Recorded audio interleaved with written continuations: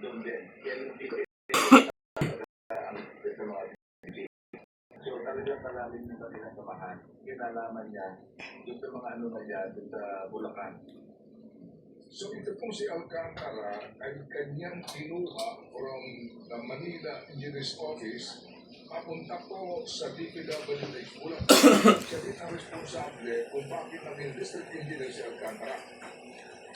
Yes, kasi yung for operation siya. Yung for operation, I think yung for operation siya, ang kanyang area, booming ko.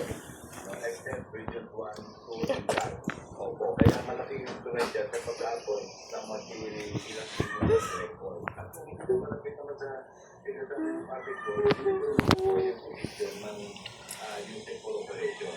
Opo. At si Alcantara po, yung naging district engineer, ito pa po naging tropa nila, ito si Hernandez. And then, opo, dahil si Alcantara ninyo ay subject pa for promotion papunta ng Region 4 at itong yung kanilang na-claim na si Hernandez na ang papa ni si Alcantara, kumbaga, popo nila ang Bulacan at hindi pa nasusunod sa isang area.